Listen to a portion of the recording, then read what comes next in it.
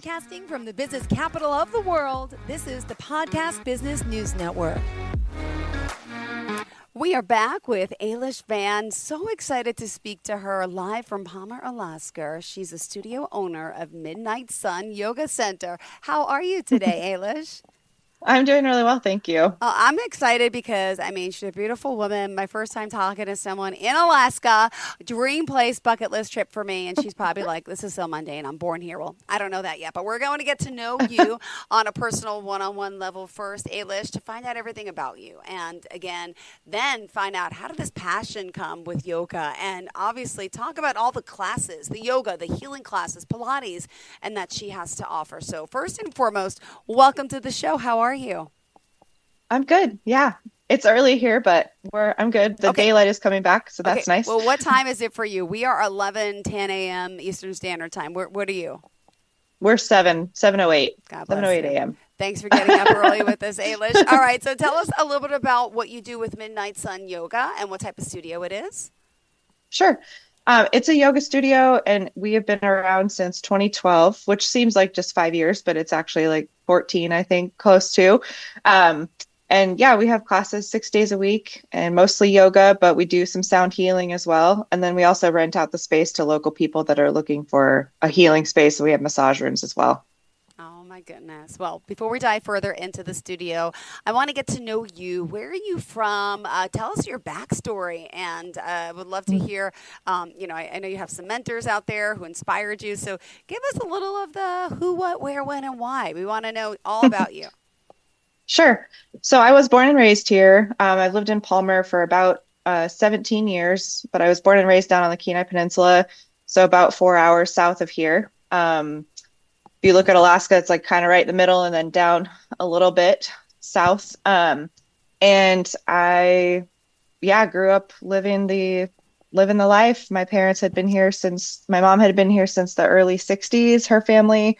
And then we grew up gold mining and living up here. And it's been fun, and I haven't ever lived anywhere else, and I love it so much. And my passion I love the outdoors. Of course, I think that's kind of a prerequisite to living here. That's what everybody says. But it is a magical place to be outside. And this is a great time of year. March is one of my favorite months because we have more daylight. We also have snow. It's not freezing cold. So it's pretty nice. It's a pretty good time of year. I was just going to ask, what is the temperature currently there? It's actually pretty warm right now. It's probably just hovering right around freezing, 32 degrees or so. Which is warm. Like it is. Yeah. Yeah. It's morning, so it's still a little chilly, but it got up to like 40 yesterday, and it felt really nice outside. So. And you were close to Anchorage, right? The main. Yes. Yeah. Palmer sits about an hour north of Anchorage. So it's a quick drive into town. We call it town, even though we live in a town, but everybody calls it town. Oh my goodness. It's exciting. I hear Alaska, I think cold, right? But no, this is normal for you all, right? What about when you were younger going to school, is there snow days, or does the town close when it snows, or is it always snowy and you guys just plow the roads really well, or you homeschool? I think that's a combination. So this winter we actually had no snow. It's the lowest snow year that I can remember. And so there was, I think, only maybe 1 or 2 canceled days of school, which my daughter was happy with. But when I grew up, we definitely had more snow days. But it was also more extreme. It was oh, I'm glad we're not going to school today. Sometimes now when they cancel, I'm like, we would have gone to school at this time. But, I know that now they have to take more precautions and stuff. But when I was a kid, it was you're going to school, Got it. And you have a daughter. How old? Do you mind me asking personal questions? No, I don't mind you asking. Yeah, she's going to be 10 next month. So I have her, and then I have 2 furry kids too. So I have 2 dogs and her. So they keep me busy. Oh my goodness. Amazing. And well, we're grateful you're here. We're excited to talk more about the studio. And let me ask, how did yoga get introduced into your life? Yeah, so I started yoga. The very first class I ever took was in college, when I went to college in Juneau, and I took it just as an elective, kind of something to do, de-stress. But I had chronic back pain after a sledding accident when I was visiting some friends, and just it would just bug me every couple of years. And so I took a I had taken this class in Juneau and then moved up here and then injured my back again. And I was like, I need to try yoga because I felt really good when I was doing that class. And so got into yoga and then tried to get a friend to go with me. And she just kept bailing, kept bailing. And then I finally was like, I have to just do this because I really want to do it. And then I just started going to classes by myself, which can be scary, right? Like a new place, didn't know anybody. And but I really wanted to do it. Like I knew that it would have a good impact on my life. So then I started going to classes. And then the owner of the studio that I was going to was saying, oh, we're going to do a yoga teacher training one of these days. Who's interested? And so I had really liked it. And so that's how it started. Like I never thought it would be something that I would do. But it was, and it is. And I love it. And I find myself doing it every day, even though even if I'm not in a class, I'll do certain things every day to help it make things a little bit better. So yeah, I mean, it's been, it's been, I was trying to think of when that first class was. It was probably 23 years ago when I was in school, or in college. So, and then I finally looped back and got to teach a class at the college here. So that was like a full circle thing for me, which was really cool too. Teaching back the very first place that I ever taught. It just felt really cool a few years ago to get to do that. Oh my goodness. Well, thank you for sharing. And now I want to know more specifically about this beautiful studio you have. So when did you originally open it? Yeah, so we opened it in 2012 and I had a business partner at the time, and it was kind of born out of the fact that the studio that we were both teaching at closed unexpectedly. And so we were new teachers. We were all excited. We're still building. Our population is not huge. So you kind of have to get people warmed up, and we don't just have this huge population base to pull from for classes. And so It takes a while to get your following, if you will. Yeah. And so, so we were both kind of building our following of people that liked us and all of that. And then all of a sudden we didn't have a space to teach in. And 14 years ago, we were the only game in town. And so we were like, let's open a studio, even though we had no idea what we were doing. And so we opened it in a month. Like we found a space, we put all the paperwork together, we got some investment money from our grandmas.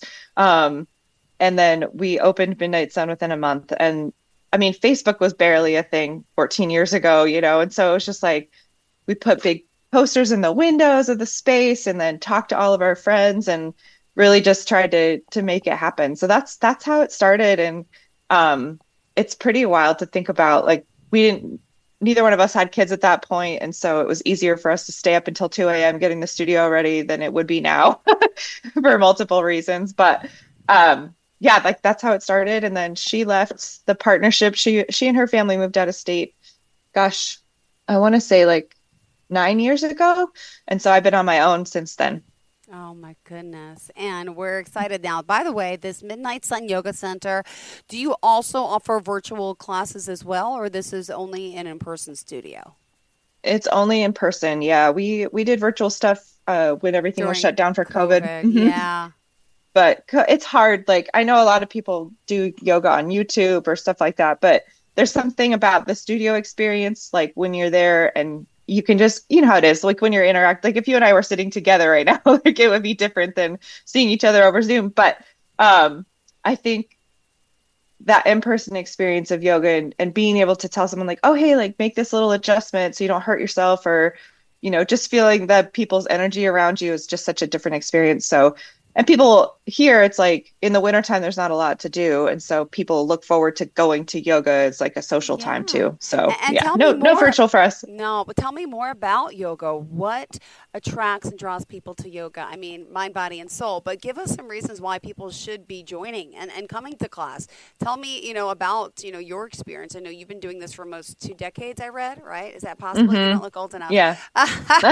And, I want to hear about that. And then also about your certification. I know you're an instructor as well. Sure.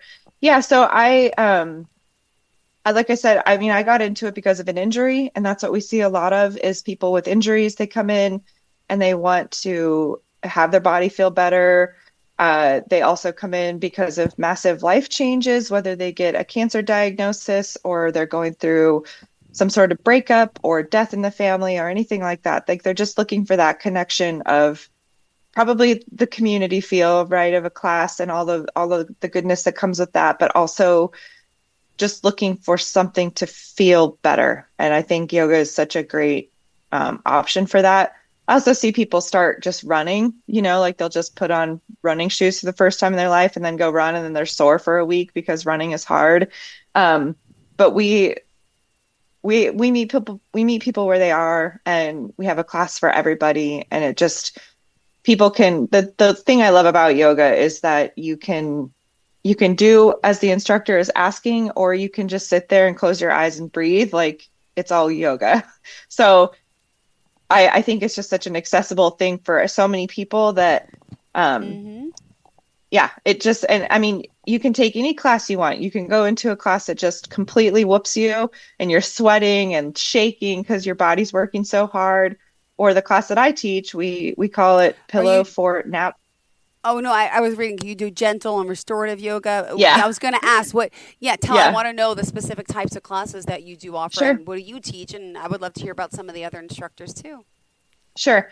Yeah, so when I first started teaching, all I wanted to teach was hot yoga. Like, let's do this, like let's sweat and work our butts off and all this stuff. And then like I don't know what it was that shifted in me, but maybe it was having a child or just having the stress of all of my own life things. But um now all I want to teach is gentle and restorative yoga because I teach it at night, and at the end of the day, like it's such a nice wind down opportunity, and people leave, they're like, I feel like a wet noodle, or I feel like I'm floating on a cloud. And not to say that you don't feel like that after hot yoga, but you can just go home and crawl right into bed and be ready to rest really, really well. So I it's funny how you change as you grow up, but if you would have asked me when I started teaching yoga if I would have ever taught gentle and restorative, I'd been like, no, it's so boring. Like, why would anyone do that?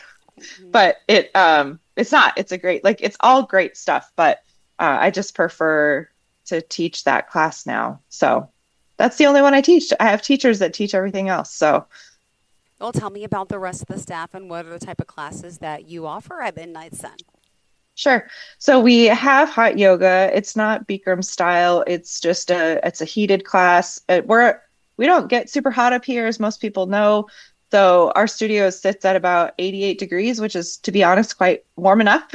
Um, I have taught in 105-degree studios before, and Alaskans, they stand up from doing like a forward fold, and they look like they're gonna pass out from the heat. So we try to keep it a good temperature to where you're feeling the benefits of the heat, but then we make them sweat through the workout that we're doing in that yoga class. So we have that one, and then we have just some hatha classes, some just basic flow classes that get people's bodies moving, but nothing super complicated.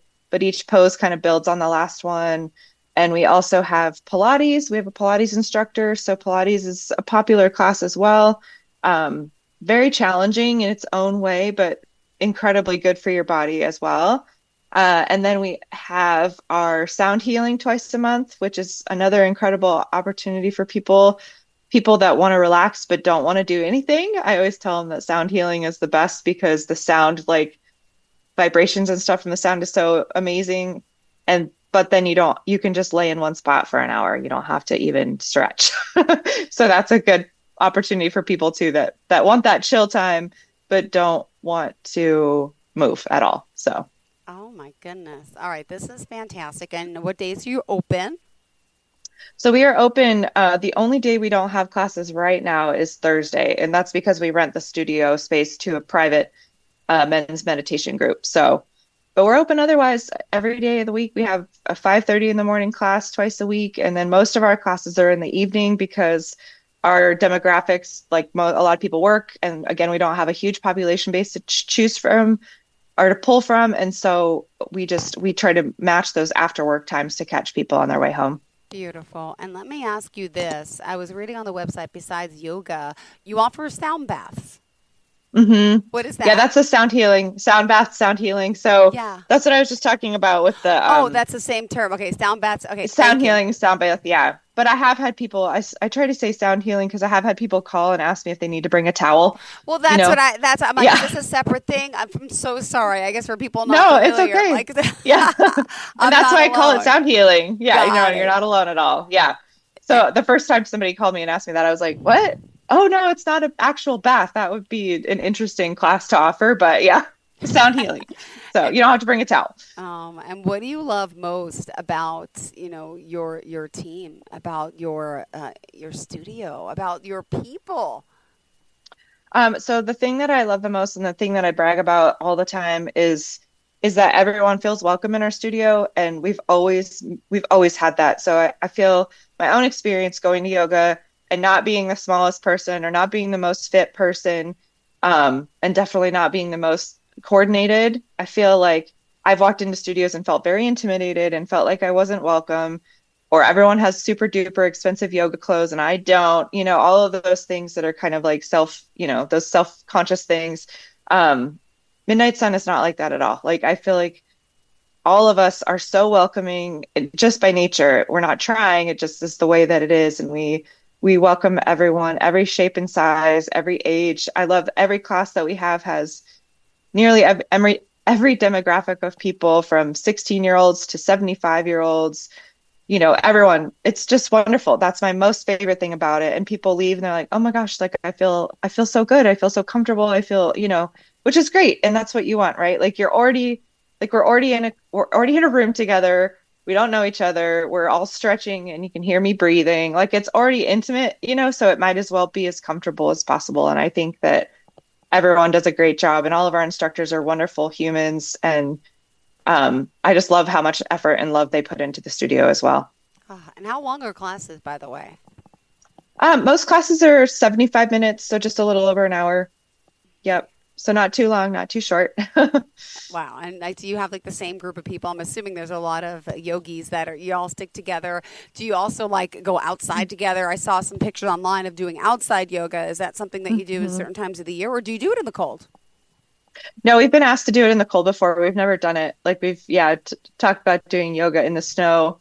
So we typically are in the studio, but in the summer times, if it, the last summer was pretty wet and cold, so we didn't have a great space to do outdoor yoga, but we have done it in the past, and we just find like a grassy area in town and do it, and it's great. But again, the weather is always the challenge and always the thing that is the deciding factor. The nice thing is that we have the studio as a backup. Like if we had an outdoor class planned and then it started raining, like we could go out inside. But Hmm. yeah, so most of our stuff is inside, unfortunately. But But when you walk outside your doors, what are you seeing when you look up at the sky? Do you see the mountains? Do you see the snow caps? Like I'm trying to picture what Palmer looks like. yeah, it's when you walk out of the studio, our studio is located right in downtown Palmer, and so when you walk outside and look to the right, if you leave the studio and look to the right, we've got this like nice big kind of our big mountains that we see every day that you can see the tops of over the buildings in town. So then if you walk around the block just a little ways, then you have more of an unobstructed view of those mountains. And yes, they do have snow on them right now. We got some snow last week, so it's melting off, but you can still see them. I can see them from my house too. Oh So my goodness. Well, that's beautiful, beautiful. And being this our first show together, I just want to make sure we're covering everything that's important to you. What else do you want to add for today about you, about Midnight Sun Yoga, why people should come out? What would you like to add?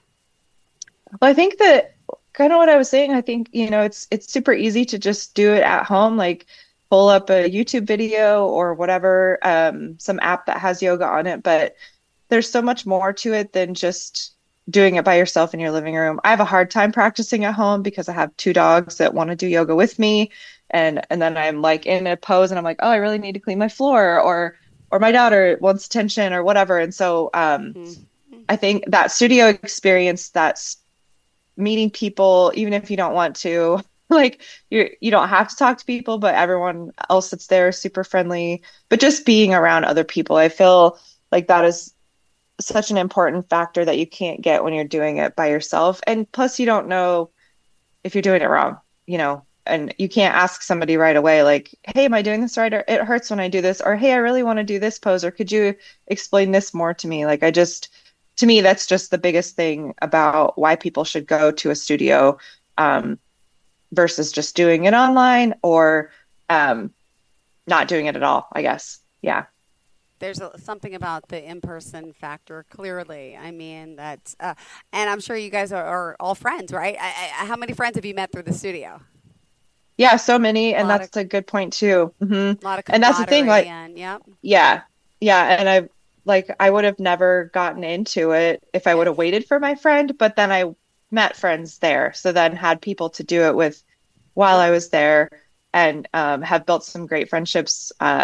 And yeah, it's just, and I love I have a pretty solid group of ladies that come to my class every week, and we talk about gardening and we talk about all kinds of stuff, and I get to learn stuff from them. And, it's so good for us teachers too. So beautiful. Well, thank you so much for being here today. Pleasure getting to know you. Would you mind sharing how we can contact you, the website, social media pages, any form of contact? Thank you. Sure. Yeah, so our website is midnightsunyoga.com, and then we are on Facebook as Midnight Sun Yoga Center. And you can call or text the studio's phone number too, which comes right to me. So it's 907-723-5262.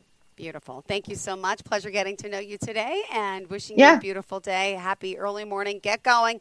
Get in the studio. Get warmed up. And thank you so much. Yeah, you're welcome. Have a great day. Bye-bye. Bye. The problem with my mouse. Let's go inside the mind of a 10-year-old. I should have worn those earrings today. I like those earrings. Gabby has those awesome earrings. I need to ask her where she got those, but that's just what she would want me to do.